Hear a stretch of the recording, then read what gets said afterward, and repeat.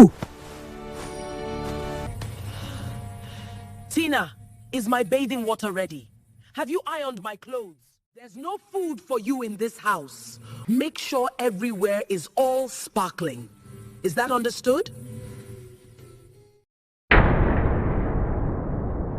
Tina was 10 years old, but her heart carried a pain far heavier than her age. She lived in a small brown house in Ocean State, a house that once knew laughter and warmth. Before her mother died, mornings were soft. Her mother used to wake her with gentle songs and warm smiles. After her mother's death, those songs disappeared and silence took their place.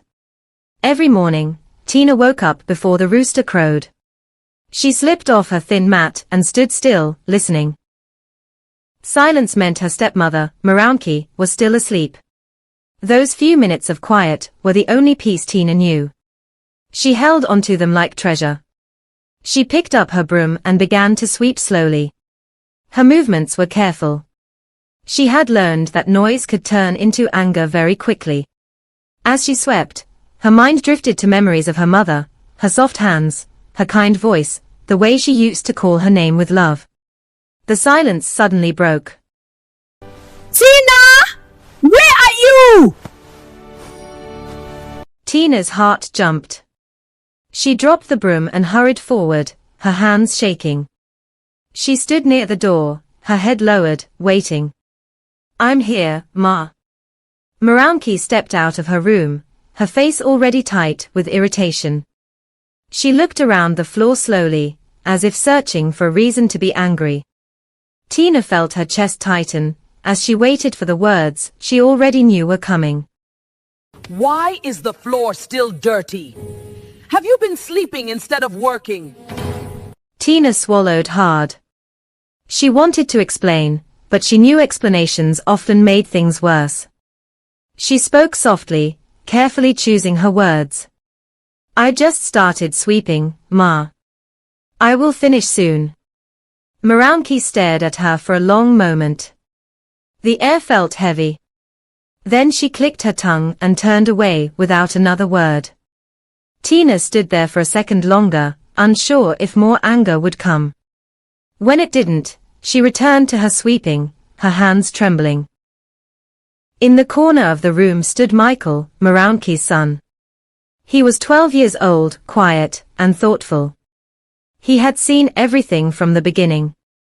He saw how Tina's shoulders were always bent, how her steps were careful, like she was afraid of being noticed. Something about it made his chest ache. Michel remembered his father clearly. His father had been calm and gentle. He used to tell him that shouting did not make someone strong. He said kindness was what made a family whole. Those words stayed in Michel's heart, even after his father was gone. Later that morning, Tina walked to the well and pulled up a heavy bucket of water. The rope burned her hands. By the time she returned, her arms hurt, and sweat covered her face.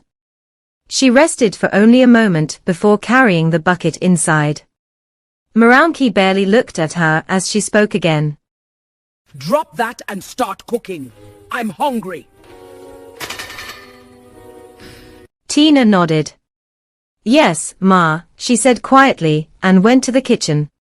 She cooked slowly, carefully. The smell of food filled the house, making her stomach ache. She had not eaten since the night before. When the food was ready, Morounke and Michel sat down to eat. Tina stood near the doorway, her hands folded in front of her, waiting. Michel noticed her standing there. He watched his mother eat, then looked back at Tina. After a moment, he spoke. Mama, has Tina eaten? I don't want to talk about it. Morounke paused briefly, then continued eating. Food is not free in this house. Let her finish her work. Tina felt something tighten inside her chest. She nodded silently and walked outside before her tears could fall. Hunger was something she knew well. It had become a part of her life, just like silence. Later, while washing clothes, Tina felt someone standing near her. It was Michel. He watched her scrub for a while before speaking. Are you okay?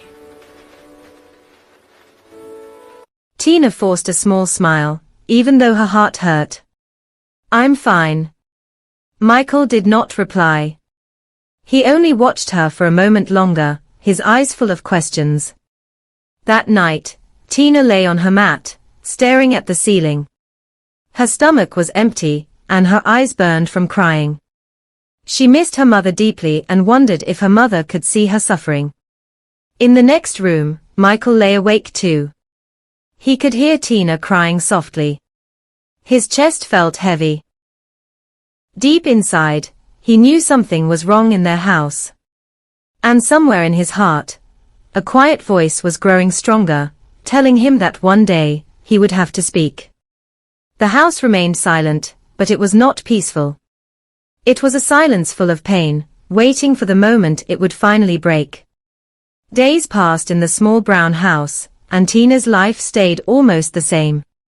She woke up early, swept the floors, fetched water, cooked meals, and washed clothes. Her hands were rough, her back ached, and her stomach often felt empty. She had learned to cry quietly, hiding her sadness behind careful movements and small smiles that no one believed. Silence had become her companion. Michel watched her every day. He noticed the bruises from slipping buckets, and the red marks on her wrists from scrubbing too hard. He wanted to speak, to tell his mother that her treatment of Tina was wrong, but he didn't know how. The words always got stuck in his throat. One afternoon, the sun hung high and hot in the sky. Tina was washing dishes outside when a plate slipped from her hands and shattered on the ground. The sharp edges cut her finger. She pressed it quickly, but a drop of blood fell onto the ground. Morounke's voice cut through the air, sharp and loud. What have you done? Are you always so careless? Tina bent down to pick up the pieces, her hands shaking. I'm sorry, Ma. It was an accident, she said, trying to keep her voice calm. Morounke's eyes narrowed. Everything you do is wrong. You are useless and lazy. Why do you even try? She shook her head and turned back into the house, leaving Tina frozen for a moment. Michel ran toward her. Mama, please don't be so hard on her. He said, his voice trembling with worry. Morounke spun around and snapped, Stay out of this. You don't understand how hard life is. She needs to learn discipline. Tina pressed her hand to her chest, feeling her heart ache. She did not answer. She only finished cleaning silently, her head down, ignoring the sting of her finger. Tears burned her eyes, but she did not let them fall. Later that evening, Tina carried the laundry into the house. The heavy bundles dug into her arms, and sweat ran down her face. She put the clothes on the table and began folding them, careful not to make a sound. Michel approached her again, watching quietly. He wanted to say something, anything, to make the weight of the day lighter. After a moment, he finally spoke. Tina, you don't have to do everything alone. He said softly. Tina looked up at him and managed a small smile. I have to, Michel. I don't want to make mistakes. Michel shook his head. You're not weak, Tina. Mama just doesn't see it yet. The words stayed in Tina's mind for a while. She wished they were true. She wished someone saw her, really saw her, for more than just chores and mistakes. That night, she lay on her mat, exhausted. The house was quiet, but not peaceful. The shadows of the corners seemed larger, and the silence was heavy. Michel sat across the room, hugging his knees, thinking about how unfair life had become for the girl who had once been like a sister to him in games and laughter. Now she seemed smaller, more careful, always waiting for someone to yell. The next morning, Tina woke with a new resolve. She had to finish her work, but she also decided she would not let fear control her completely. She swept, washed, and cooked as usual, but she tried to take pride in the small victories: the floors clean, the clothes folded neatly, the food cooked just right. Morounke noticed her movements that morning and said without looking up, her voice cold, "The breakfast is late. Hurry up. We're not waiting all day." Tina nodded quietly and served the food. She avoided making eye contact, fearing more anger if she said anything wrong. Michel quietly ate while watching her.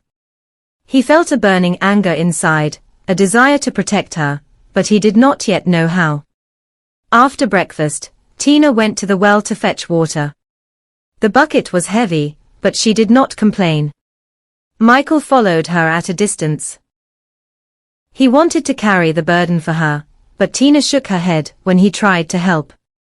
"I can do this, Michel," she said gently. "I have to." He wanted to argue, but he did not. Instead, he stayed close, watching, silently wishing he could make life lighter for her. When they returned, Morounke glanced at Tina and said once more, sharp and impatient, "The floors are dusty again. I just cleaned yesterday. Do it properly this time." Tina lowered her head and went to sweep again. Michel followed quietly. He could see the exhaustion on her face. He wanted to scream at his mother, to tell her that she was hurting someone she should care for, but he stayed silent. That evening, as the sun began to set, Tina lay on her mat, her body aching. Michel lay across from her, watching her softly. He whispered to himself, barely moving his lips, "Someone has to protect her someday." The thought stayed with him all night.